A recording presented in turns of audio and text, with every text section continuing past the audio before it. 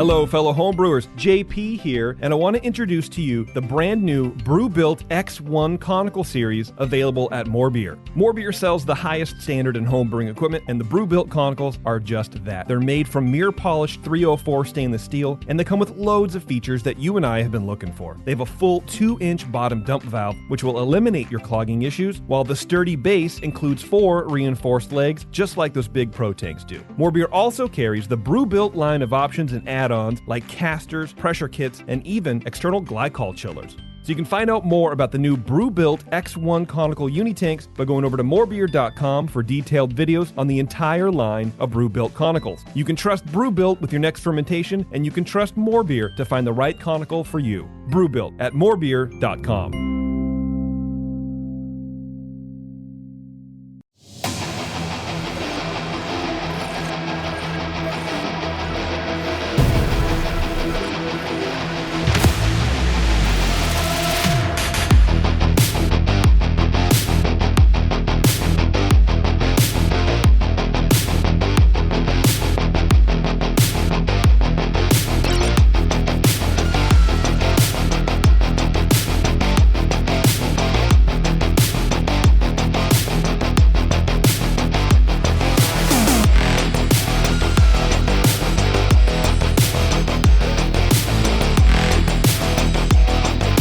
Hello, everybody. Welcome to the session on the road. I'm your host, Justin Crosley, and with me still, I haven't gotten rid of him yet, is Beardy. Hi, Justin. I'm actually pretty glad you're still here. Oh, really? So am I. I don't like doing shows without you anymore. So yeah, I'm gonna be bummed when you go home. I guess I'm staying. Yeah. All right. Perfect. Bye, Candy. That's why it's now the Justin and the Beard Show. There we go. Yeah. Today, well, first of all, thanks to our sponsor, More Beer. You can go to morebeer.com and check them out. They bring you this session and everything we do, whether we're in the studio or on the road. So thank you to my good friends over there, Chris Graham and Olin Schultz. We'll be seeing them at HomebrewCon next week. Oh, yeah. So we'll get to hang out with them and just want to thank them for supporting this show. And thank you, listeners, that donate and support and buy merch and all of that. We appreciate it very much. Today, we're down at one of my, it's one of my favorite breweries that I've never been to before last night. We're down at Bagby Beer Company with my friend Jeff Bagby. Jeff, thanks for having us. Hey, thanks for coming by. No, I'm really stoked about it. So I've had your beer tons over the years, but I've never been to your spot. And it's bigger than I thought. It's super nice. It's a perfect location. Thanks. Yeah, man. Congrats. You did well. Thank you. How long you been here now? We're almost to 9 years. Okay. September will be 9 years. Got it. And so, and we've talked to you before, but before your own, you were with Pizza Port for years, is that right? Yeah, that was my last position before here. Okay. Yes. Got it. I was there for, all told, about 10 years, but I had some other jobs as well in there. And my first was at Stone. Oh, right. Started there in 97, and then did some quick work at White Labs. Was working with Tommy in Solana Beach back in the day. Okay. At Pizza Port Solana. That was my first Pizza Port job. Okay. And then I was also a head brewer at an OG's location. Oh, yeah. Way back. And while I was doing that, I was still working at Pizza Port a little too, and then went full-time back at Pizza Port, and that's when I was in Carlsbad. Okay. Kind of doing their brew pub operations. You were sort of director of brewing operations for all of them. When I went back, yeah. Okay. Yeah. And if I'm not mistaken, that was also during like Pizza Port's reign of terror at the GABF, right? You guys were killing it. Yeah, we just really had a really solid group of brewers, and just a time everything was just firing. Yeah. The beers we were making, the way we were all working together at all the locations, and yeah, it was intense. People still talk about that time. So I still stream the awards, and I was doing it back then too. Yeah. And I just remember going, oh yeah, there goes Jeff and his team. There goes Jeff and his team. It was really cool to see. I feel like I don't.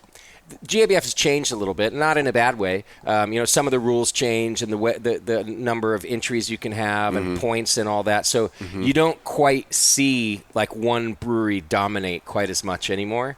You might have ruined it for everybody, Jeff. They had to change the They're the rules Jeff because rules. of you. Yeah. Well, there was also, I don't know how many thousands of more beers entered Now, yeah. and breweries entering. So For sure. Yeah, that has definitely changed the landscape of that competition. Yeah. And continues to, I feel like. Sure, yeah. So we're upstairs in the special events room at Bagby, and just listeners at home, you might hear a little car noise. Like I said, this location is beautiful. It's a couple blocks from the beach on one side. It's on the main thoroughfare on the other side. It's got some light, airy spaces, a rooftop deck that's outside. Yeah. So- Lots of indoor-outdoor spaces Yep. that are really cool, especially since the weather's so nice. You get to be outside. Yeah. So Beardy and I were trying to figure you out last night. We stopped in for some All right. free beers. Yeah. A surprise visit. We were really examining your psyche, and I'll explain why. When we got here, Beardy thought maybe you were a production brewery because your beer is so popular that he just kind of thought like, oh yeah, no, we're going to like a big old brewery. Mm-hmm. But you're size-wise, you're just a brew pub. Yeah, production. When we built the brewery here, the whole idea was to have production ability, but unfortunately, it's never really been. We've never been really able to get that ball rolling on any kind of I see. major thing. So our focus has been our number one account, which is here. Here, yeah. And in the beginning, we were selling, a really large volume of beer over our own bars. Okay, yeah. So there wasn't a huge need for that, come COVID and everything literally changing. That has slowed and changed, and we haven't been able to really still gain that offsite demand or that offsite production. Yeah. Okay. I would love to. Well, then here's where we were wrong about you. Okay. Because from what you're just such a laid back guy, and my thought was, when you left Pete Support and kind of running all of those locations, you wanted a more laid-back, pared-down experience. So my interpretation to Beardy last night, I was like, I think he just wanted to chill with like a smaller operation. Yeah. But it's not quite that. No, and my Okay. wife would be laughing if she heard what you just said. Okay, yeah. Yeah.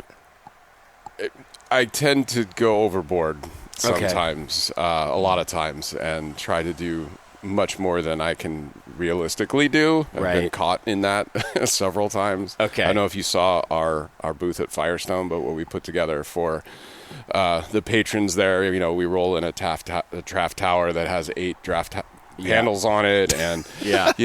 it's bring all a brew rigged pub. up, like it's all the towers are cooled with water, ice water that's in the keg bath, like it's a whole big thing. And some years my wife's like, "Did you just want to do hockey boxes?" I'm like, You're right. "No, that wouldn't be right. Yeah. Wouldn't be us." So that's part of what you see when a lot of my friends who knew me growing up, even like back to college, would come here and be like, "Oh yeah, this is him.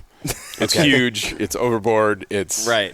all these things." But obviously, it's not just me. There's a whole lot of other hands in Sure. in what made this what it is. So Okay. yeah. Yeah. Yeah, Well, how many beers are on tap right now? Well, they're dropping like flies. But we typically range in the high teens to low 20s of house beer. We have 41 spots, draft handles at our main bar. We also have a patio bar that used to have, I'm talking used to being pre-COVID years, we would have a much larger guest draft list. Okay. And so we'd have a lot of specialty beers out there, a lot of 6 barrels, things like that, barrel-aged, rare, because it's just a short direct draw system. So Nice. Okay. we don't waste a whole lot. But over COVID time, we were like, okay, let's focus a little bit more on our beer. We don't make a cider, so we'll put a cider on. We don't make sour beer, so we'll put someone's on. Some of the other holes that are glaring, but instead of having a guest list that was the other 20 beers or so, that's pared down to 5 or 6 at the most of the time, especially on our main tower. But yeah, we carry a lot, and some of that is the ability of what we have in the brew house and the way that the facility's set up, tanks and things like that. Sure. So we can keg things off and then get that tank back, put something else in it. So even though we have X amount of fermenters, we have a whole lot of finished beer space. Got it. We also, a lot of those beers that did drive that list up were a bunch of barrel beers that we had even going back to 18, 19, that were filled back then. We started a big barrel, big for us, of about 40 to 50 barrels. Wow. And so then COVID hit, we still had a whole lot of it in barrels. So we just started emptying them, putting them in kegs and holding on to them. And then last year for our 8th anniversary, I think I put on 12 barrel-aged beers. Wow. Ranging from, like I said, we don't do anything sour. So it's all straight-up beer. Okay. But ranging in alcohol from 4.5%, 5% on up to 11, 12%. Wow. All different colors of rainbow, all different kinds of styles. And it was really fun. Yeah. And those have been waning off as time's gone on. So our draft split's shrinking. Right. And just production here, like our batch size versus our actual output, get back to the production side of things. You know, we can yield anywhere from 17 to 20 plus barrels of usable, drinkable beer off of a single batch of beer. And so, the volume at the bar, while it's good for a lot of the styles, isn't, I'm not, like I have an Imperial Red downstairs that I have, I think, 18 barrels of. Okay. Where's that going anytime quick? Right. Yeah. So things like that. And that was the other thing. For a long time, we didn't brew anything over about 7.5%. Our strongest beer was our IPA that we were actually brewing. And then we hit this time where we were just full of all the beers, all the different styles that we make. Yeah. And it was time to go on vacation, though. Well, yeah, but you want to make beer. That's what I do. Yeah. So we started making I think we made like 5 high-gravity beers in a row. It was hilarious. Nice. And then now we're paying for it because all the little ones are falling off. But but it was fun. I was like, I haven't mashed in this big of a grain bill in a long time. Right. And, just... You're still the main brewer here. Right? Yes, yeah. Still, at the end of 2021, my longtime lead brewer left. I knew he was going. We were still, he was at Firestone pouring with me this past weekend. Nice. He moved up to the Oregon coast. He works for a brewery up there now. Just kind of a plan he and his wife had for years, and it was time, and I think he gave me like a year's notice. Wow, that's nice. Yeah. But Brandon Barclay, he was awesome. So back then he was somebody I could turn my back on and trust, and he did a lot of the brewing along with me. Yeah. And so now gave me the opportunity to get back in the brew house. So I make everything, transfer everything. Got it. Do all that. Awesome. I have a person who helps me, but he's not doing any of the brewing or anything. In addition to just the sheer volume of beers, the diversity was also real impressive, and I would say not super common. Okay. These days, I don't know. At least in the places I go. I'd say the most diverse we've seen on this tour. That's for sure. Yeah. I mean, English bitter, brown ale, Schwarzbier, IPAs of a few different flavors, and Belgians and everything. It was just that's fantastic. kind of from the beginning has been our focus is in English, British, Belgian, and German, with what I call maybe American classics. Yeah, So we always have something in and hopefully more than one in each one of those kind of call it genres, I guess. Sure. We wanted to know, and we saw that it won a medal. What's the difference between the German Golden? Is that what it was called? And the like a German and the Helles. And a Helles. Yeah. Like, so define the difference. Yeah. So that beer, Sweet Ride, is what you're talking about. Okay. And how do you define the style? Did I have it right? German Golden something? Golden so lager. We're calling it a golden lager. Okay. The ingredients are German, so it went into that. I'd call it maybe like, because there are some German beers that are golden that aren't really Helles, and they're not like export or anything like that because they're lower in hops than what export would be, and stronger. So this is kind of like a session version of that. Yeah. As what it came out to be. The beer actually won a gold medal for Bohemian Pilsner. Oh. Back in, like 16, I think. Okay. So, even back then, I was like, I really want to enter this beer. It's really nice. It's great lager, but we've been making it since day one. Okay. But it never really fit into anything, and I was like, I'll just enter it in there.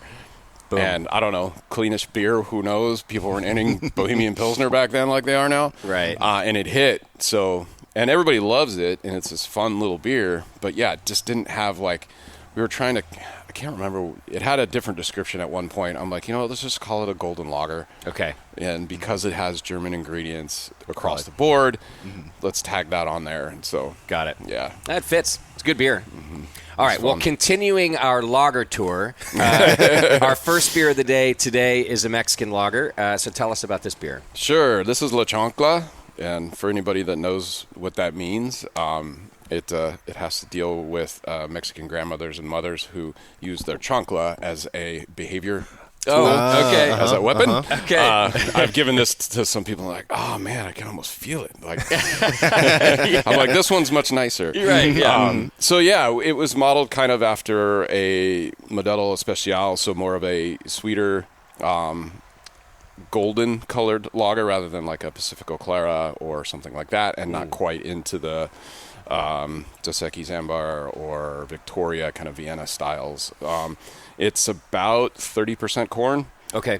Flaked corn, Pilsner malt base, and a little bit of Caramunic to give it that golden color. Okay. And yeah, it's a very simple beer, 4.8%, super drinkable and perfect for right now. Yeah, it really is. Yeah. I think that's the perfect description, too. I immediately, when I saw it, said, this is different than the Mexican lagers we've been having. And then with the flavor profile, too. And I think you're right. It's not so far over that it's an amber or a Vienna, and it's not as light as a Clara. It is kind of right there in the center. Yeah. Which makes it nice. It's super crushable and different than the super light, more corny, I think, flavored Mexican lagers. Mm-hmm.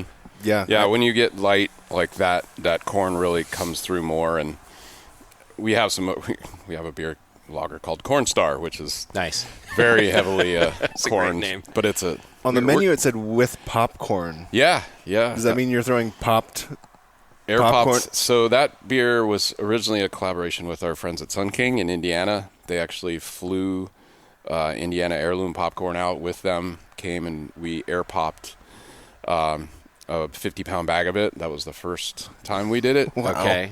Now we're up to 75 pounds. Wow. So we air pop 75 pounds of popcorn the night before mash in. The beer also has a gigantic amount of flaked corn in it. So the wort literally tastes like liquid cotton candy or bubble gum. It's awesome. Isn't the mash tun then just like glue? There's a whole lot of rice holes in that. There must be. And we've been able to figure it out, like kind of, even with this beer with 30% corn, with such a light grain bill in my mash tun. Yeah. Like we need those holes to make it so we can actually, louder the thing. Okay. Do you have, with that much corn, do you have to do a special mash rest or something like that? So the Corn Star has a little bit of 6-row in it. Okay. Which helps with that.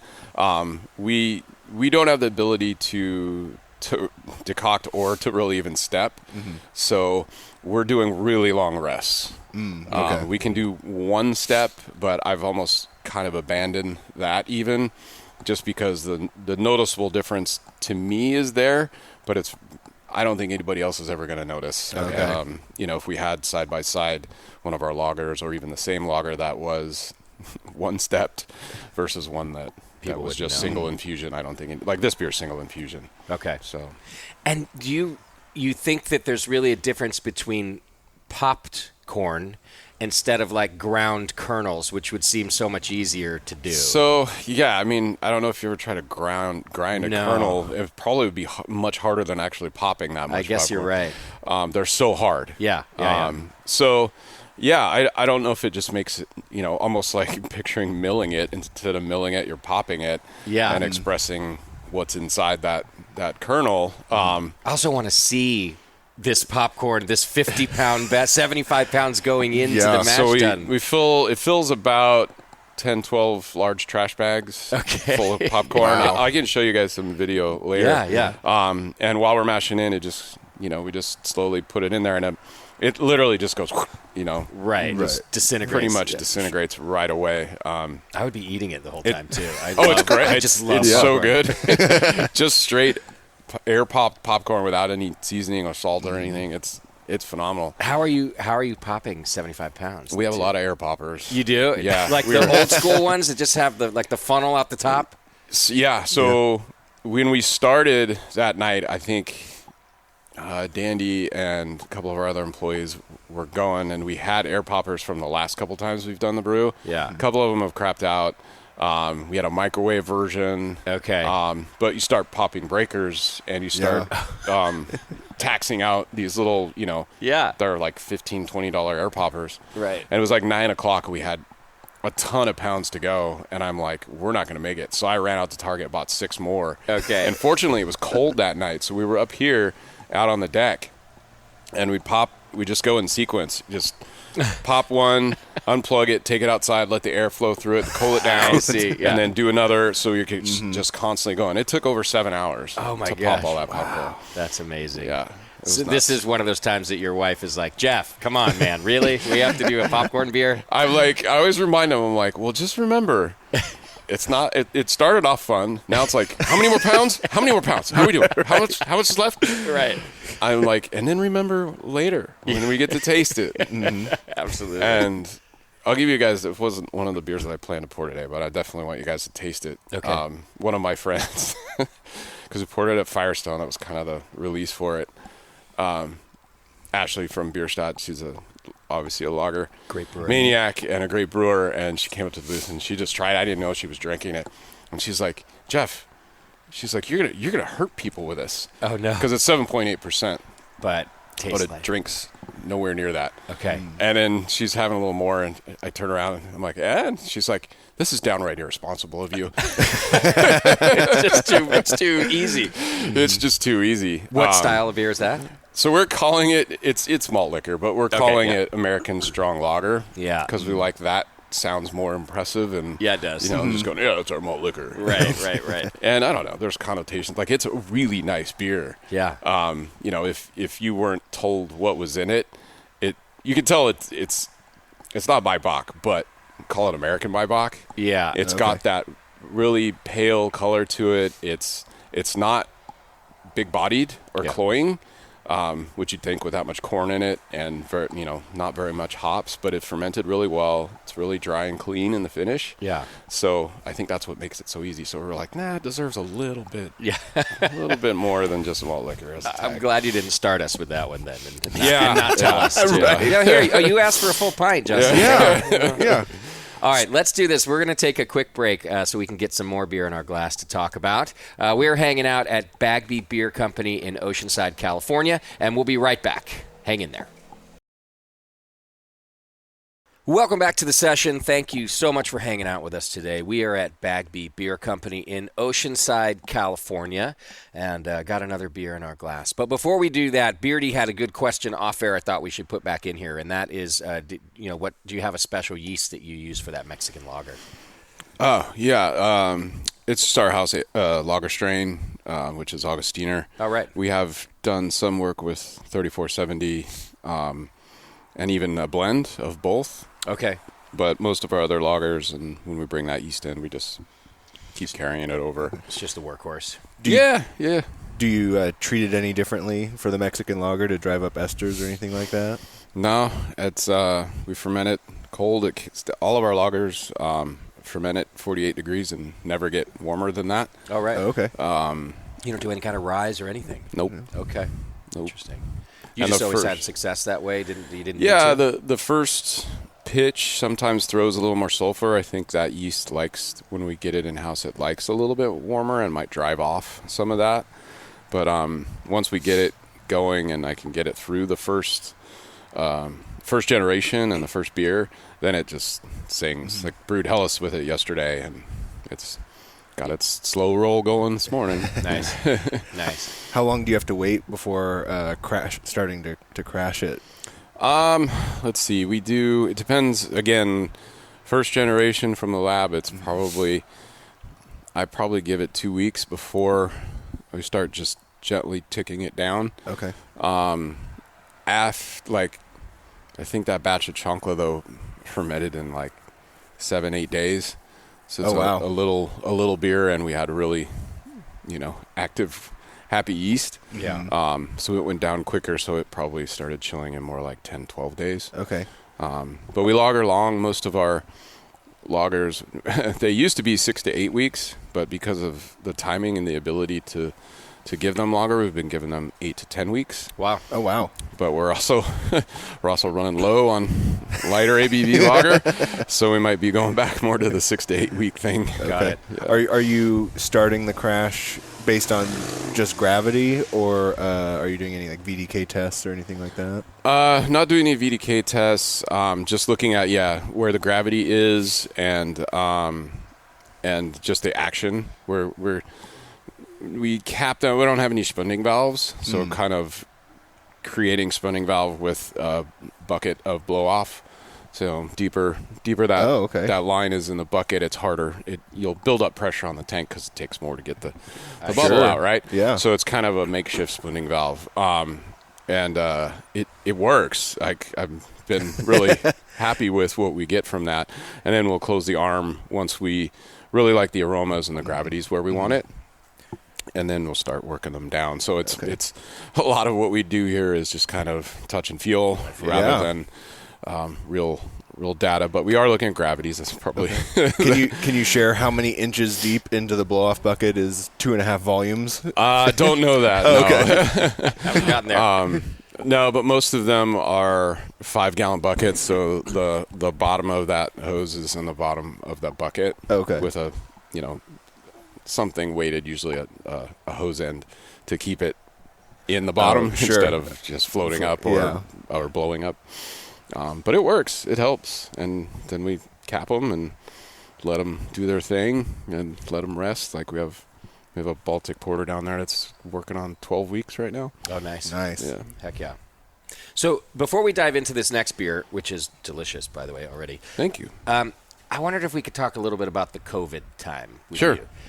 And I hope I'm not mistaken, but I don't use a lot of social media, but I follow you a little bit, and I might have even gotten an email or something.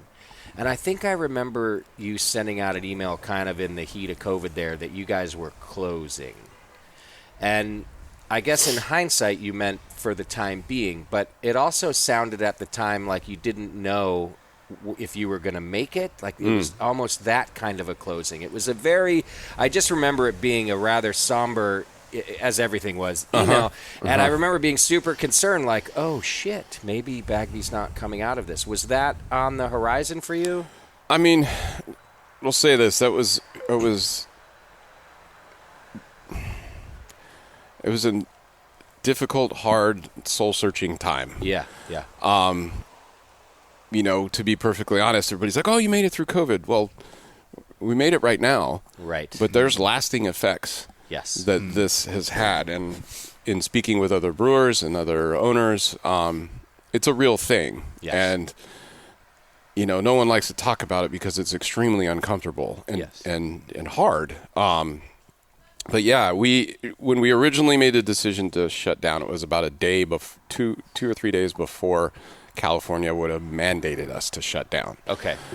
We made the decision. We met with all our managers and sat down and we're like, this is the best option for us right now. Back then, of course, we're thinking this will be done in a few weeks, and we can hang with that. Yeah. Of course, that turned into a much longer period of time. Reopening for us, and just trying to. It was a constant scramble. We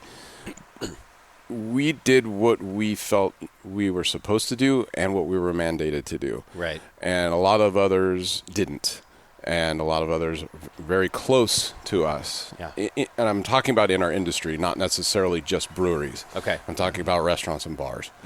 And that affected us. And a lot of those people that didn't follow mandates and didn't do what they were supposed to do were successful because of that. Yeah. And that really grinds on us. It's really difficult to, and it was such a polarizing thing that no one, I think, saw coming, but then coming out of it, we're like, you had COVID deniers, you had people that didn't want to wear masks, we had people yelling at us for being closed. Right. And we're like, the state told us we have to close. I don't want to lose my liquor license. I don't want to lose my brewing license. I don't want to lose my health permit. Yeah.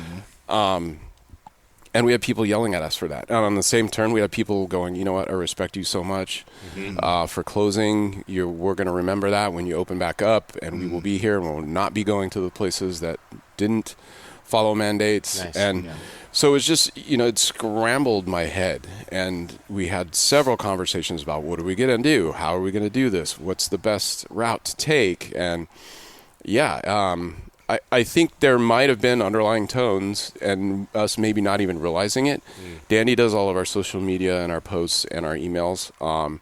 And there's definitely, she's an excellent writer, much better than I am. She is a good writer. So she can put that stuff out that makes sense. I'll sit there and jibber jab it to her what my thoughts are. Yeah. And then she can take hers and put together this thing and go, read this. And I'm like, that's absolutely perfect. Right. Yeah. So there may have been, and there was definitely times when we didn't know what was going to happen, and definitely meetings with, our kind of inner sanctum where we were like, what do we do? Yeah. What's the call here? What is everybody feeling? So, yeah. And, Did having all of the outdoor space help with some of that? Like when you're able to start coming back, I you guess? would have thought it would have helped more than it actually did. Oh, really? It was very difficult to be able to advertise and have, even though we had the outdoor space, yes, in a way, yeah, we could say, okay, we've got 60 seats outside that we can properly staff and make food and drink for and accommodate.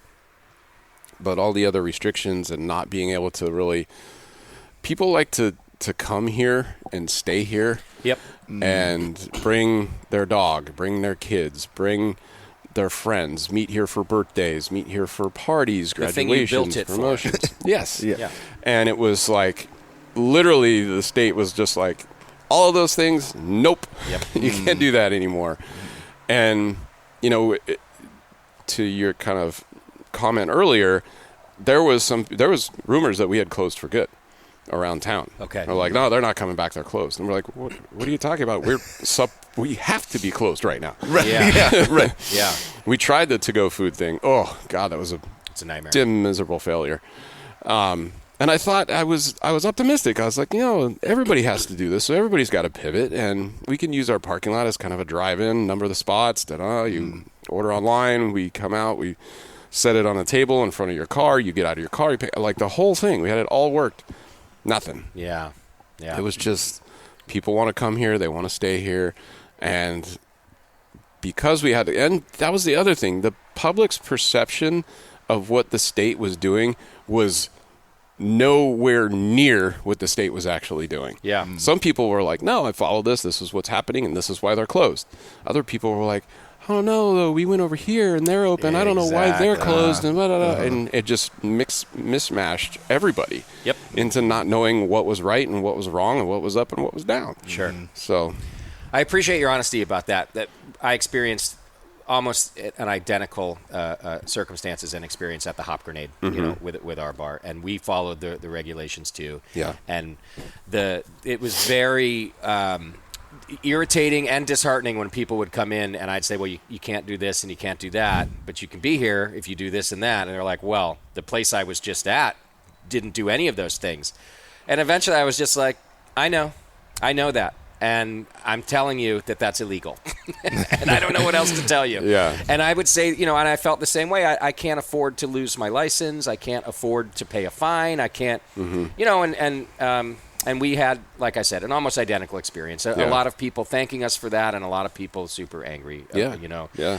And there were certainly times, during reopening, in hindsight, that I probably shouldn't even have reopened every time. We did the open, close. And in hindsight, there was a couple of those times that the restrictions were so silly and that people weren't showing up, like you said, that I should have just remained closed for longer and waited it out, that kind of stuff in hindsight. The other thing I'm happy that you mentioned, and that I appreciate your honesty, is that so many of the lasting effects. Things are not back to normal by it. And in fact, Beardy and I were talking about it last night, even walking down the street here. It's a Friday night, right around 9:30, which I bet pre-COVID was a pretty crowded street. And it's not right now, and it's not where I'm at either. Mm-hmm. And it's not that it's unsafe to be out. It's also that people's habits have changed. Oh, yeah. So you had people here. Of course you did. And you probably were busy a little bit earlier than you used to be. Mm-hmm. But people now kind of go home around 9:30. They're like, Netflix is there, and we got used to that on a Friday chilling. night. Yeah. Of course, we had that pre-COVID, but you would do Netflix on Wednesday, not on Friday. Right. And the lasting effects of, you could go into all of the other things, supply chain and all of that, but Right. I'm more just talking about the very measurable impact of people's behaviors and how that is still sticking around. Yeah, that's one of the factors that combines with everything, and they definitely have. Yeah. You know, Yeah. you can't put. It's one of those things where you're like, oh, well, it was that. Right. Oh, it was supply chain. Oh, it was cost rising. Oh, it was minimum wage rising. Oh, it was that whatever other costs involved went up, or it was the demographic, or it was other newer places opening right at the kind of end of 2021, 2022 competition, to put it simply. Sure.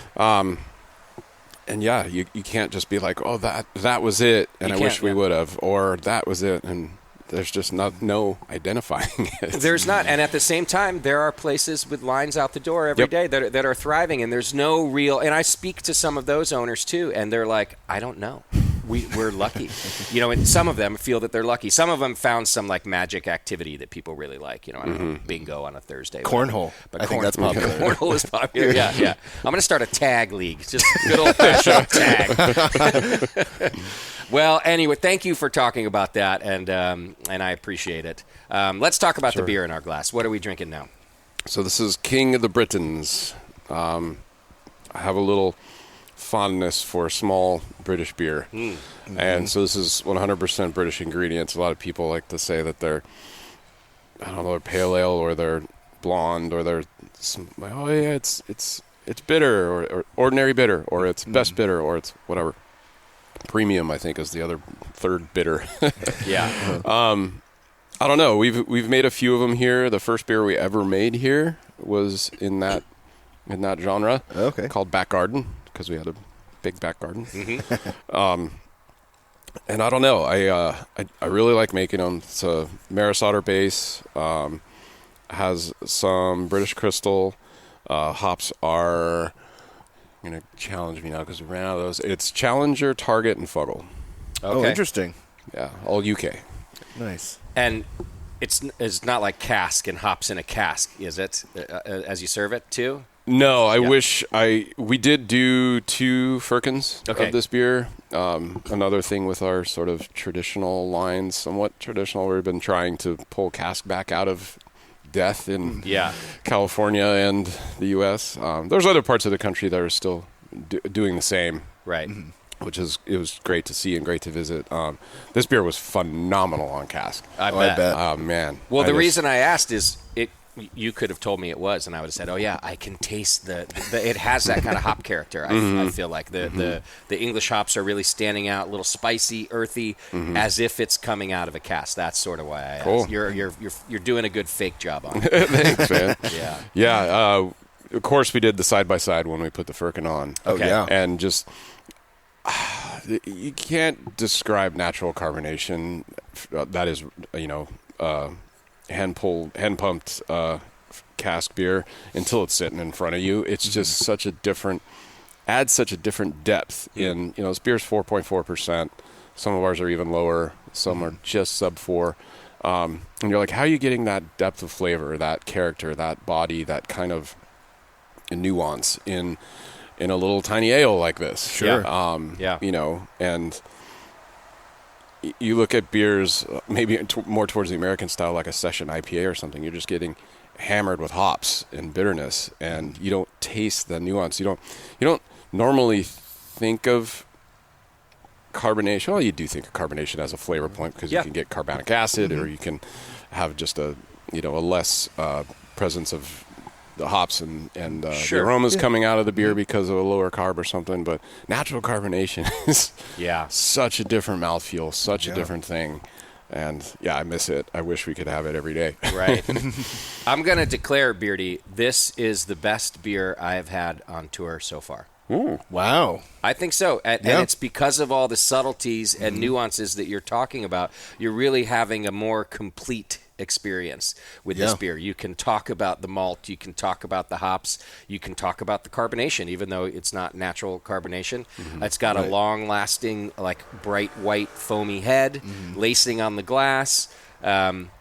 Yeah, and I've had some really good beer on this trip. Yeah, right. Thanks, we haven't man. been hurting for good beer. No. But that's one reason I love bitter as a style is because it's, low IBU, low ABV. You really just get a very clear picture into like what each ingredient is doing. And, done well like this, you get to enjoy each one of those. Yeah. And with this, while it's balanced and low IBU, I would maybe hop forward isn't the right term, but I don't know what else to use. Other than that. It is, and almost more so than we had planned. Really? I love it that way. I think so. I think if you were looking like really more traditional styling, it's probably more pale at British Pale than a lot of those bitters. I don't know. Like you go over there and you have them, and you're like, "Wow, yeah, this is hop aromatics, hop bitterness." And you still get some malt and things, but I don't know. I think some of the style guidelines. I haven't read the BJCP one for this for a while, but I've read the BA one. Yeah, and I'm like, they're not that malty. Right. They finish dry. They have a very hop forward presence in them. When you go over there, like I said, I wish it could be on natural, but we carved it up, and it's I don't know. It's fun. I love that it has that hop flavor. Yeah, that's the part I say that's kind of fooling me about it being a cask is just enough hop forward. And I guess it probably wouldn't do great in competition because of that, but it's exactly what I like about it. And and it's not that it isn't malty at all. It's that Maris Otter really shines through too. Like I said, it's balanced. It's just hop forward. Thanks, man. Glad I wouldn't have thought you'd pick our 4.4% bitter as your favorite beer of your trip. Right. Well, and I've been getting back into hops like over the last year. Like I sort of went away from IPAs for a while, but over the last year or two, I'm back into IPAs and stuff. So I'm a little surprised too, to be honest. Is this a year-round beer for you, or I would say the style is. Oh, okay. Our other one has been on more than King of Britain's. King of Britain's is the first time we've made this beer. Oh, okay. Not this style. Oh, okay. So, and hopefully we're getting labels soon because we're going to can it. Oh, you are? Hopefully. Because some people who come in and drink this, really, I think maybe we fool some pale ale drinkers or some people that like hops but don't necessarily like the alcohol or don't like that big gnarly punch. Yeah. Are more susceptible to this. Okay. Because I never thought we'd sell the others that we've sold, and they sell pretty well. It takes a little, hey, try this. Yep. Oh, you like hops? Hey, try this. Yeah. Don't tell them what it is before you give it to them. And then you tell them, oh, it's only 4.4% and this and that. And they're like, oh, this is great. You know, now I can have two. Right? Exactly. Exactly. Oh, that's a nice beer.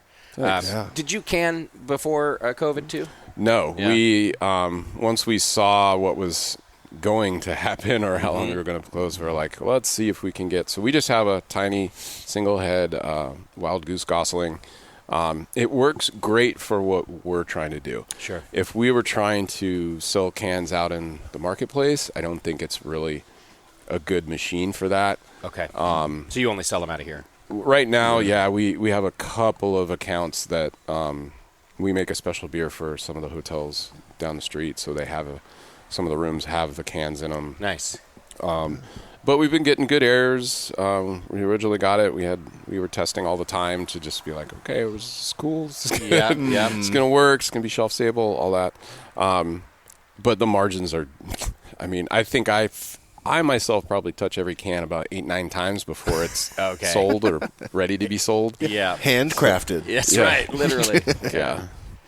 Yeah. So. Although I really like the method of cans way better than we were doing crowlers in the past. It was just miserable. Yeah. And it's funny, some people still ask for crowlers. I'm like, did you see the can cooler over there? It's right there, man. I saw it. So do you not offer crowlers at all, even if it's not? We haven't. We were doing crowlers because we still had some, basically. Okay. Yeah. But we're pretty much out of labels and out of cans, so we've kind of just been pushing people towards the stuff that we have in the can cooler. We're like, hey, it's more shelf stable. You know, it's better pump, and it's a better price. So, Okay. yeah. And back to this beer real quick before Sure. we take a break. What about water here? You have good water, or do you have to RO? So in the beginning, we didn't really do much of anything with water. Okay. Over the years, we started to notice things where I was like, hey, what that flavor wasn't there before. What's going on? So now we're to the point where we are testing water every batch. We're building water depending on what beer we're making, which is something I'd never done in my brewing career. Okay. Oh. But looking back on certain beers and certain things where we were like, God, we brew that beer every time. What happened? Why is the flavor different? Why is that hop character like that? Why are we getting these different flavors and characters that we'd never had before? Yeah. And so realizing how heavy the water is here, extremely hard, extremely heavy TDS. Okay. So yeah, we're doing a blend of RO with other water and then adding salts to get where we want to be. So Okay. depending, like this beer, so we probably did, I'd say like 60% RO and then 40% hard water, and then probably added some gypsum Okay. to get that drying cone of hop accentuating character. Yeah. There's a but beer with yeah. this many subtleties that are they're standing out in such great ways. Yeah, I just feel like you couldn't have done that if you just poured the water in. Yeah, no, I don't think so. And it's been interesting to really see our beers change, and I've had to also change kind of how I look at recipes now, because our most of my recipes and my thoughts about recipes were built on just throwing in filtered hard water straight out of the source. Yep. And then looking back, and especially with the lagers, I mean, it's changed. The lagers have gotten so much better. Yeah. With that, especially like the Chancla, like it changes those beers. You get this really cool flavors in these really delicate beers. Yeah. And I think because the water was so heavy, we weren't getting that nuance that we really wanted, and we're really, Sure. putting together this great beer with all these great ingredients, and and it was good. I'm sure it was good. But if you were to be able to go back in time and do a side by side, the brightness of your beer now was probably night and day. Yeah. I think and remember tasting some of those beers and going, it's so much better now. Yeah. So even back at Pizza Port, you didn't mess with water. Not really, no. Wow. Yeah. We made very few lagers back then, but we were just like boiling it to try and get everything to fall out before brewing. We'd never, and even there, we didn't even have like a chlorine or chloramine removal. It was just right out the pipe. was just hot water overnight in the kettle would drive Vaporize. off a lot of those aromas. Okay. But yeah, I mean, and that's what, like, looking back, those are some of the times when I'd be like, we really should have been looking at water. I think that would have made our beers even better back then. You might have won more medals. Jesus. It would have been a monopoly. They would have changed the name of GABF to just the Pizza Port award ceremony. JEFF. Right. Yeah. All right, let's take a quick break. We're going to try some more beer with Jeff Bagby. We're here at Bagby Beer Company in Oceanside, California, and we will be right back. Welcome back to the session. Thank you for hanging out with us. We are still at Bagby Beer Company in Oceanside. What's the website, Jeff? Bagbybeer.com. There you go. Easy enough. Go check it out. You got the beer list on there. Good food menu. You can kind of check out everything that they're doing. I was asking you about cans that you only sell here, but you do have keg accounts outside of Bagby. Mm-hmm. Yeah. Okay. A few. Yeah. What percentage of beer would you say goes over the counter versus out there? Right now. Much more majority here. Yeah. I'd say 85 to 90% goes over the bar. Right.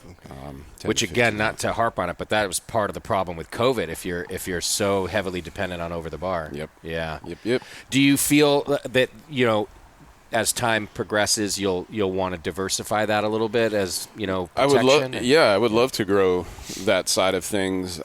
We've always been self-distributed. There's always been that conversation of, do we get a distributor? But then, what pressures does that put on us? The way that we make beer, it's kind of easier to self-distribute because we do have so many different varieties. And, sure. We'll always have something English-British, but it may not be the same beer all the time. So, which is what distributors sort of expect. The distributor side but it's funny is you look at bars and they're just rotation nation everywhere now. So it's like maybe this would work better, but like for distributors, it's the paperwork and the filings and the this and the that and more SKUs. Yeah, exactly. Yeah, that makes sense. All right, what beer's in our glass now? This is Golden Girl. It's our Belgian-style golden. Great name. Modeled after, that one that invokes the devil. Yeah. Yeah. That is a beautiful Belgian beer. Thank you. You do, so a lot of, I guess, classic styles is one way to say it, but I think a better way for you to say it, I was reading some of your story around the brewery. Mm-hmm.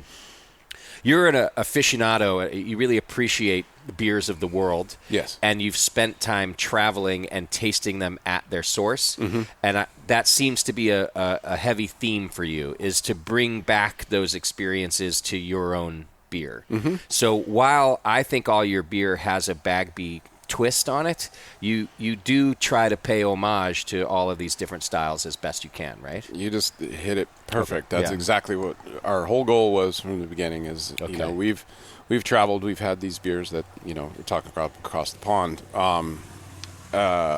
in their places or at their actual breweries and walked and talked with the brewers and bringing that back, but then also being realistic and we know we can't make it like that, There's several reasons why we don't make sour beer, but one of them is I've spent a lot of time at Cantillon. I spent a lot of time at Dreifontein. I spent a lot of time at Oud-Beersel and some of the other blenderies, and it's just not possible.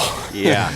I'm never going to be able to recreate that or even get close and even have the time to try and get close. So I'd rather focus on the beers that I think I can get closer, bring back. Some of the best compliments we've ever received are from Europeans that come in and say, that reminds me of home. Yeah, or this is for sure.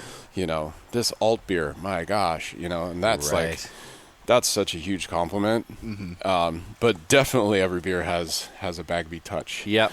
And it may be whatever I felt like, or it may be that I just didn't get quite that close. Sure, or that makes whatever. sense. Yeah. Well, and it's still, no matter what you do, it's your interpretation of it. Even if you were trying to do a direct clone, you're not them, or there for that matter. Exactly. Yeah. Don't have the brew house, don't have the full water, don't have all the other components.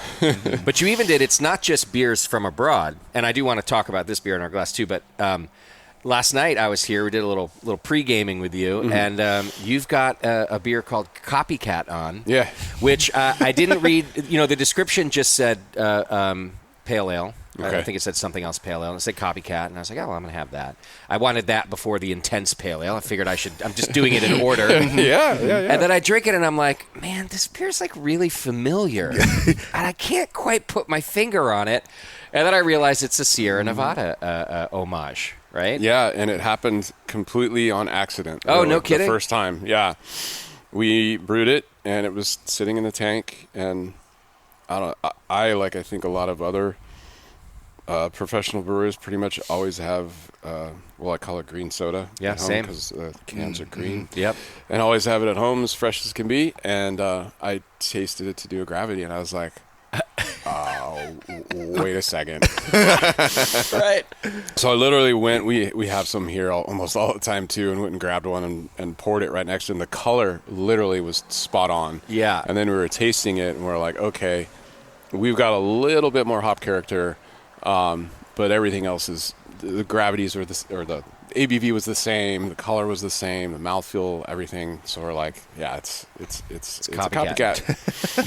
In art and music, there's actually a name for that when you inadvertently do something that you know from before, and it's usually something that you're a fan of. So in other words, it's not plagiarism, and it's not that you're trying to steal something. And I should have looked it up, but if it happens accidentally, there's actually a name for it in art because it's common enough. Yeah. So something in our brain does that, and so in other words, when you were writing this recipe, unbeknownst to you, you were calling upon this memory, and so copycat's a better name than plagiarism, I think. That's it. And by the way, it was not identical, but it just had all of those like some crystal malt characteristics, and then those like super classic sea hops. Yep. It's good beer. Thanks. Yeah. Well, okay. So tell us more about the Belgian Golden in our glass. So Belgian Golden, Golden Girls, Styrian Golding or Styrian Celia for the hop, and I'm tasting it. It has a little more hop in it than I had remembered. 8.5%, just like, and this time, so I've been kind of messing around with my Belgian yeast. Okay. And deciding, I had one at Pete Sport that I used for a long time, got from another brewer, really liked it, and it produced some amazing beers for us back then. Got it in-house here and used it a few times, and a couple times I was like, it's not really doing what I want to, phenolic aroma-wise, and attenuation, awesome. I mean, just all but fermented things out.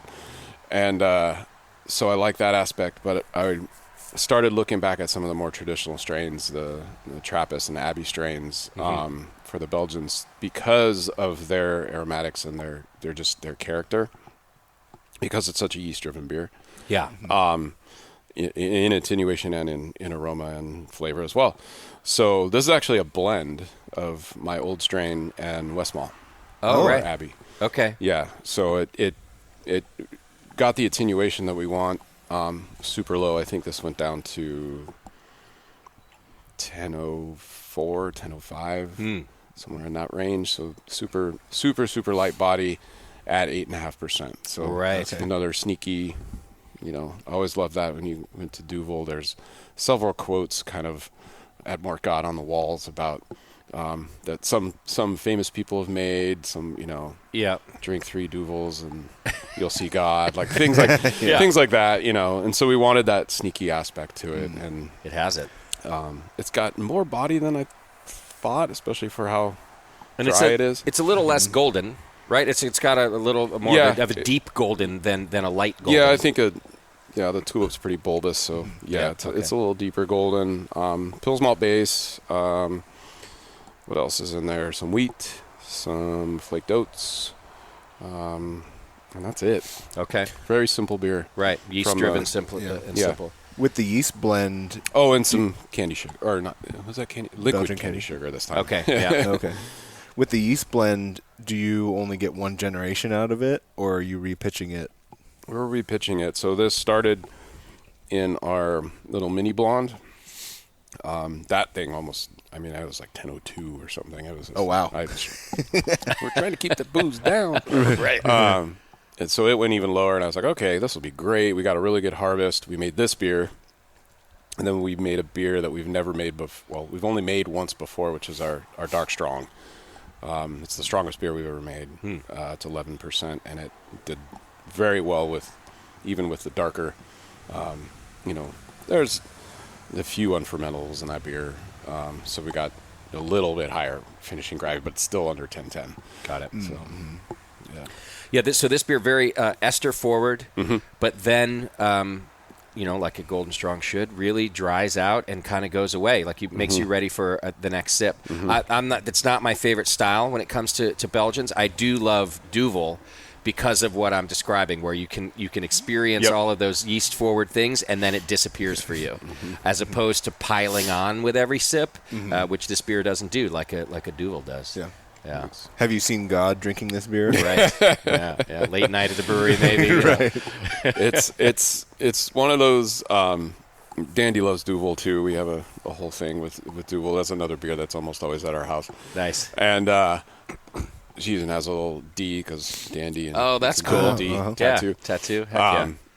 But yeah, she calls it her good day, bad day beer. Because it'll mix either Because one. you're like, I'm having a great day. You know what? I'm just going to kick it into gear a little bit. Have a Golden Girl, have a duel. Yeah. Or, what a day. I need a duel. Yeah. I need a Golden Girl. So Doc, our old co-host, used to say the same thing. Like that was his. For him, it was kind of his Burning Man beer too. Okay. Because we'd do whatever we did the night before at Burning Man, and he'd just like crack out the Duvel in the morning. It's going to fix everything. Forget the mimosa. Go straight for the Duvel. Yeah. Duvelinski. Yeah. Well, I don't want to keep you too long. We've got some more beer to try. The next one I think you lined up for us was I think you call it an intense pale ale. Is that what it is? We can do that. Let's try that one. I had this one last night. So, I had the Copycat first, then went for the Intense Pale Ale. Nice. And so, Jeff, my favorite style in the world is Pale Ale, always. Nice. It's just, American Pale is... Yeah. And to me, like, thankfully, and I think it's because of like new world hops now, new school hops, like lager, pale ale is kind of coming back into favor. It doesn't all have to be an IPA. Yeah. And I think part of that is getting away from just using classic hops in a pale ale. And I don't know what you've done with this, but yeah, some of my favorite pale ales, like I don't know if you've had like Liquid Gravity's Pale from the Crypt. They just won an award at GABF. Oh, awesome. But anyway, new school hops kind of reviving the pale ale category, which I love seeing. I like it as long as there is the correct pale ale balance. Okay, yeah. I don't Not know. a session IPA? Yeah. I feel like there's so much of that, and, I'm a little get off my lawn here, but I only use older hops. Okay. Or old-ish hops. I'm not hip on the new HGZYQ 459. Like, I don't... Right. You mean across the board or just with your pale ales? Across the board. Yeah, okay. Part of that was because of legacy hop contracts that I have that I've been renegotiating and managing throughout that I started, before we opened. The other part of it is I just like the flavors. They're familiar to me, and, what we're doing here is we're not really forging ahead on new styles. We're recreating what we feel is classic and should be cherished and enjoyed and not forgotten. And I feel like that sometimes happens with some of these beers. I will say, like, this new West Coast kind of IPA flush, which dips down into pale ale too. I'm liking what I'm seeing in some of those beers. Yeah. Even with the newer hop varieties. Right. I feel like before this became more of a resurgence with this West Coast, which is hilarious to me because I feel like the bitterness is so far down from what we were making back in the late 90s and early aughts here in San Diego. Yeah. Which garnered a lot of fame for San Diego beer. Yeah. Nowhere near the IBU is that those beers were. No. Which is kind of nice to see because I felt like people are using a lot of these new hops and not knowing exactly what they're going to do in a beer. Like, oh, it smells like strawberries and lavender or whatever, and like, oh, that's well and great, but did you also smell the green onion and dirty sock and gasoline? Right. Oh, you've had Sabro before. I get it. Yeah. So Why you got to be negative? Like finding the way to use those hops, I think a lot of brewers have figured out ways to, whether it's time, temperature, application, to really create some really unique beers with those new hops. And I just haven't done that. I like making older school stuff like this thing. So this is a 3 hops: Zeus, Simcoe, and Amarillo. So not completely old school, like you said. You're like old school, but not. I mean, Simcoe and Amarillo, they're still just awesome. I guess they are called classic hops now, but they're in the middle old. To me. I remember when Amarillo came out. Like I was doing the radio show. That was Rogue. That was their big hop for Brutal Bitter. Yeah. Way back in the day, and I remember when it first kind of came on, and I was like, oh, this is awesome. Yeah. And then Simcoe was like a little bit later than that, and then I feel like there was kind of a gap before another new big hop came on. So they're not C hops. They're not, No. But You- Zeus is CTZ has been around for a long time. Sure. You mentioned just real quick that you're still working through contracts from before you opened. Mm-hmm. Didn't you say that you're in your 9th year? So we are. How long did you contract for? So long as the lease. No, working through in the sense of managing and, if fortunately, when we did that, we didn't know what was going to happen. We didn't know if we're going to be making 1,000 barrels a year or 6,000 barrels a year. Our brewery was built to do either. Mm-hmm. And back then, everybody was like, well, you got to get hop contracts. Do you want to make hoppy beer? You better get hop contracts. And I was like, okay. So when I got a bunch, kind of taking just a swag guess at what it was going to be. Right. And I'm like, okay, we're getting into this. We're nowhere near using all these things. So as things got older, a couple of them we completely just were like, we're done. We're not going to use these hops, and we don't even deal with one of our brokers anymore because of that. We're like, everybody else has been really cool and saying, okay, you have this much left. You want to move that to a new year. Oh, that's cool. So you move it to a new year. You have to pay the markup. Yeah. But Sure. That's helped. So we aren't using 9-year-old hops. Yeah. We are using some hops that are older than I don't always like to admit. Right. But you smell them, and you wouldn't Exactly. use them Yeah. if they weren't good. Exactly. Sure. Yeah. Exactly. Right. Yeah. So this beer to me has it's a classic hop character, of course, which is to me earthy and like kind of spicy. What's the spicy from? Which one? I Is think that the CTC? Zeus.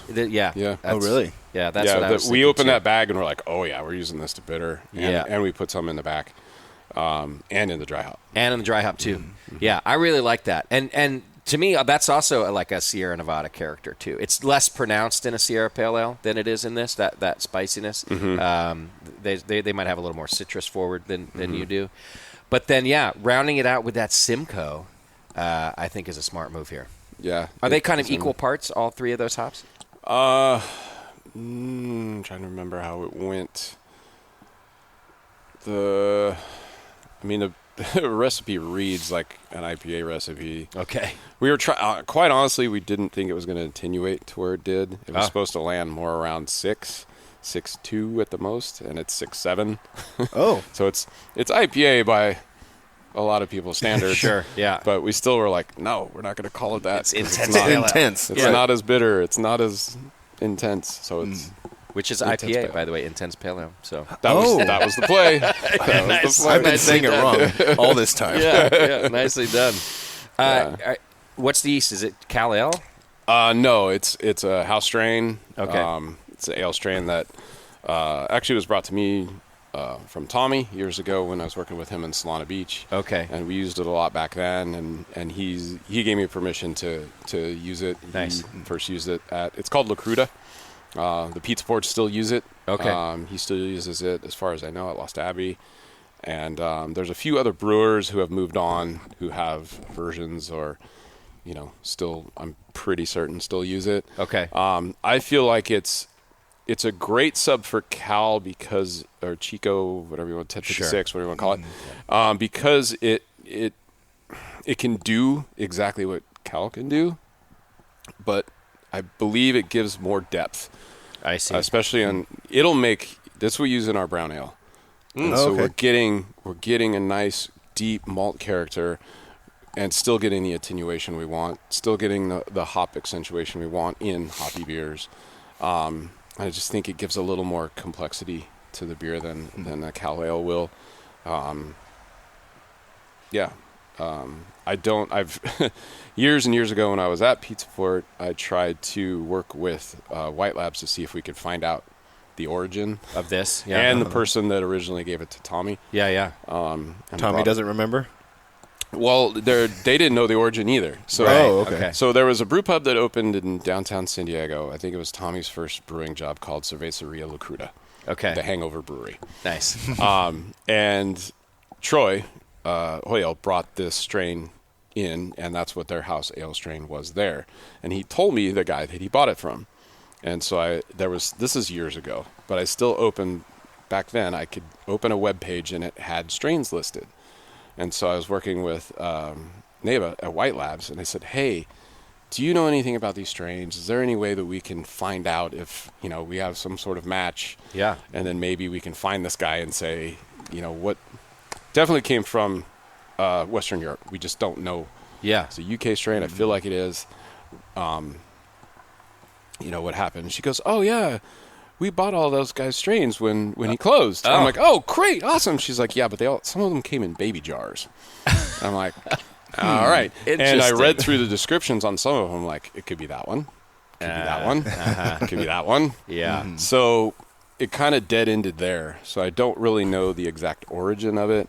I just know it's Tommy used to call it an assassin because I don't know how many medals it has under its belt. But oh, really? yeah. Okay. I mean, for the Pizza Port crew, and like I said, some folks who've moved on and have versions of it or have banked it somewhere along the way, or maybe because, like you said, so like Chico yeast kind of does its thing and disappears, like just lets the beer be the beer. I feel whereas like this leaves a mark. Yeah, I feel like there is yeast character even in the extremely hoppy beers. Yeah. And just a little more depth and a little body, even a perception of body, even though they're really it's attenuated just as far as a Cal strain would. I kind of love that you don't know where it came from and may never. I think that it's because it's so good. It's just like a night that you never know where it came from. Yeah, it's cruda. That's great. All right, well, we have time for one more. And speaking of assassin, it's been nice knowing you, Justin. Yeah, let's try this last beer. Yeah. I think you were telling us before the show about this beer, right? Which is this is Corn Star. Corn Star. Okay. Yes. Right. This is what we're calling an American strong lager, sort of a American Maibach, maybe. Okay. Yeah. Yeah. So 7.8%. I haven't done the actual math, but I know the percentage of corn, including the air pop, 75 pounds of heirloom popcorn that we popped to put in the mash, is well over 35% popcorn. Wow. Or corn. Sorry. Yeah. Including the popcorn, though. Yeah. I see. And a lot of rice holes. Mm-hmm. 1,000% rice holes. Right. I agree. This will hurt people. Yeah, so it drinks super easy. It's got a nice sweetness to it. Mm-hmm. Interestingly, it's not, wouldn't call it corny. Yeah. Right? Like, I'm not just getting some... Well, it kind of has the air-popped corn. And I've been brewing with so much corn over the last couple of years. I really started learning kind of so you have... Corny can be a character, obviously, towards the DMS side, right? Sure. That stuff that you don't necessarily want. Or it can be that aroma of just like corn. Or it can be the actual sugar, which is more of what I feel like this is with the popcorn and even the flaked corn that's in it. I think you're right, yeah. It's got that sweetness, which is in all Mexican lagers. Yes. That's where a lot of that character comes from. And it's what covers up the... What'd you say, 9% or something? It's what covers up the alcohol. No, it's 7.8. 7, yeah. Right? Like that's because, or it blends together with alcohol sweetness. Right. So that you're not just perceiving heat.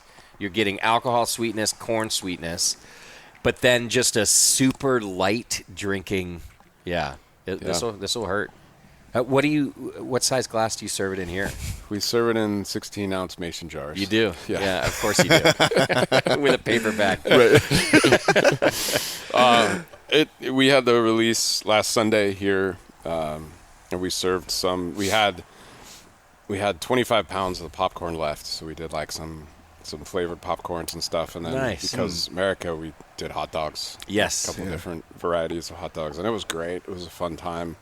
And it was fun to see people that, not like are like, oh yeah, it's the corn star release. Okay, I'll try that. Not reading the description, and going, this is great. Drinks super easy. I'm like, slow down. Just pump the brakes. You're like. Meanwhile, we partnered with Uber on our release, so they're just lined up outside. Yeah, because I was trying to describe it to somebody. I'm like, with all it's a bittering hop. That's it. It's just enough to balance, but it's not.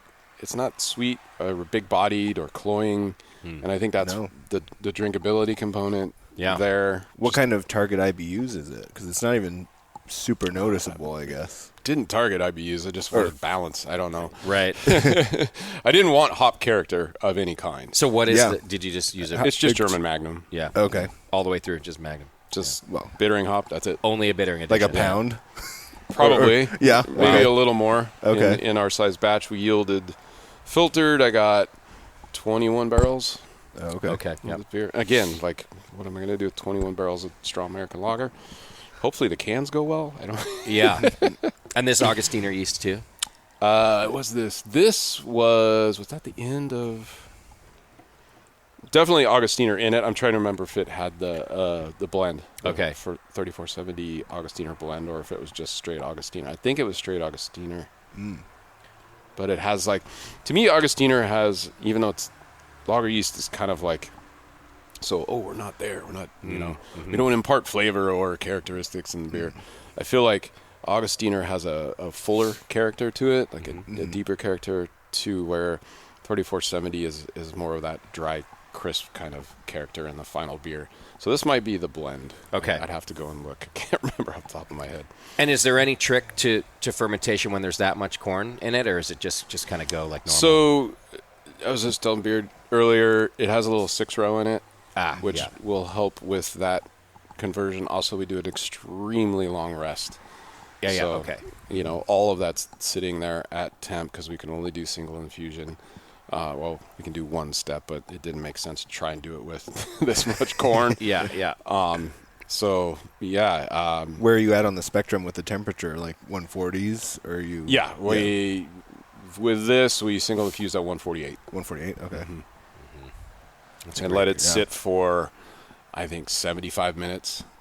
Oh, okay. Before we underlet and Vorloff, and then we've also Vorloff for a long time, so it's got even more time. Okay. And then we do a very slow lauter as well. We even move slow with our beers here.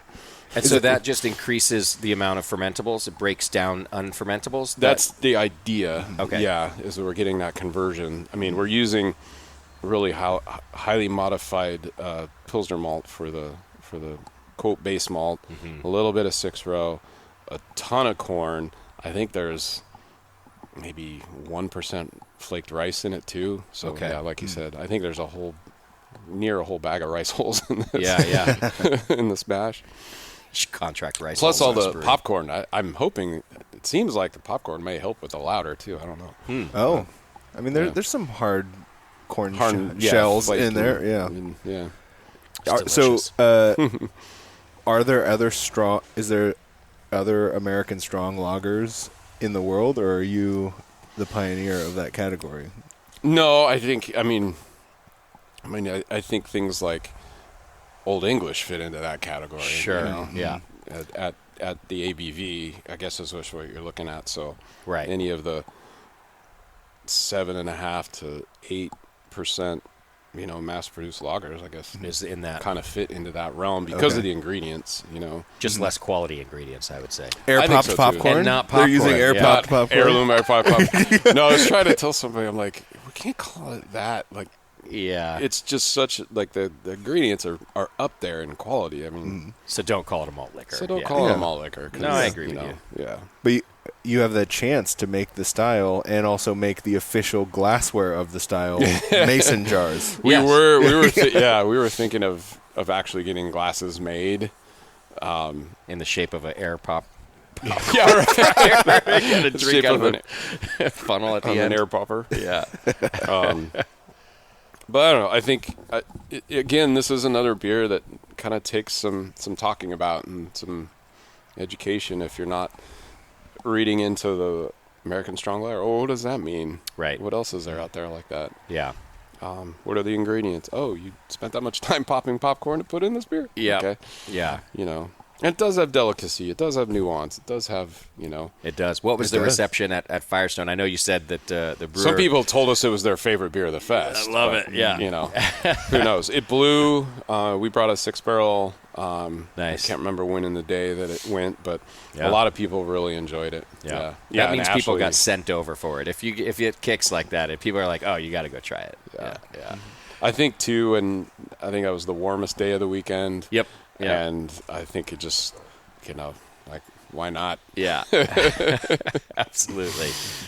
All right. Well, hey, Jeff, thanks so much for having us and sharing these beers. Thank you for coming and trying, and Love your beer. Always do. I'm really glad I got to see this. So I agree with your friends that you're crazy for this building, but I also love it. Like Thanks. So many different spaces that are different from the other space that you can do things with. I think you made the right decision. Time will tell, but it's been 10 years, right? So come on. Time has told. Time is told.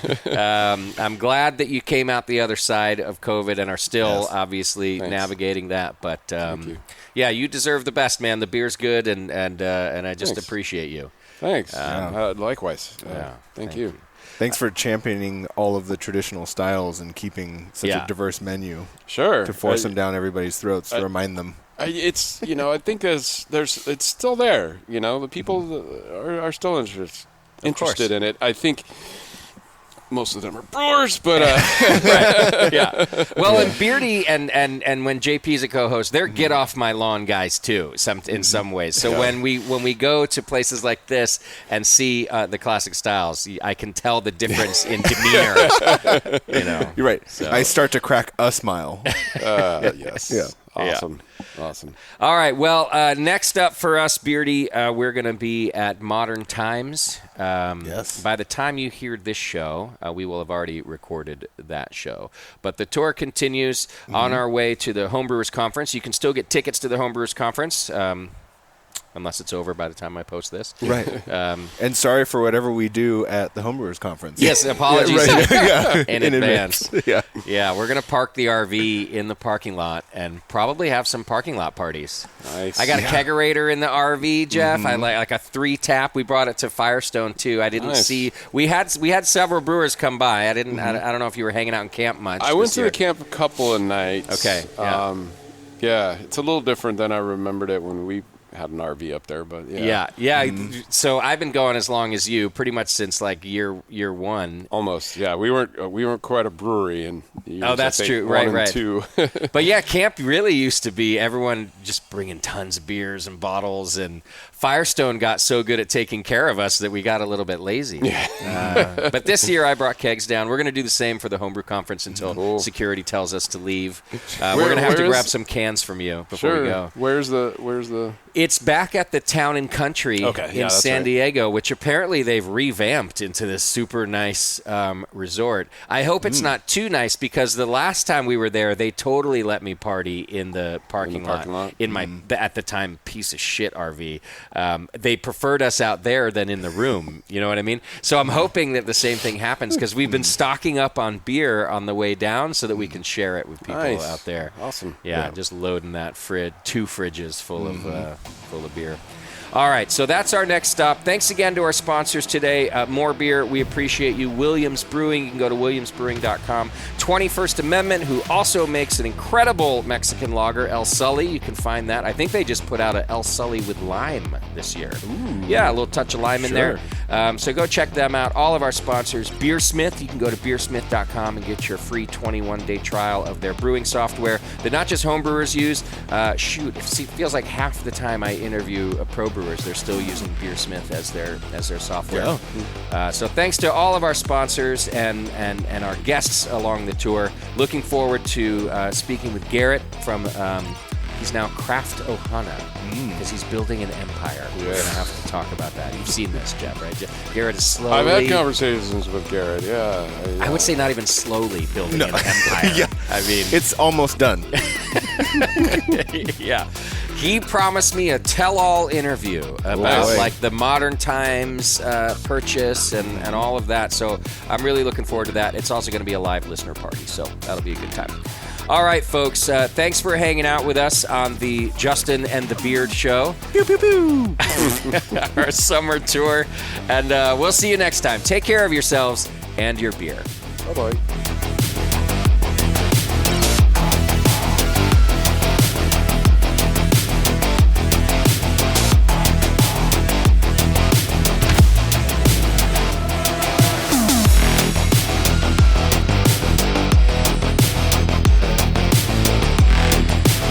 The Session is a production of the Brewing Network and brought to you by More Beer. Check them out at morebeer.com. Find more content and live video of this show on our YouTube channel at youtube.com/Brewing Network. For sponsorship opportunities and information, please reach out to advertising@thebrewingnetwork.com. To reach our hosts, contact feedback@thebrewingnetwork.com.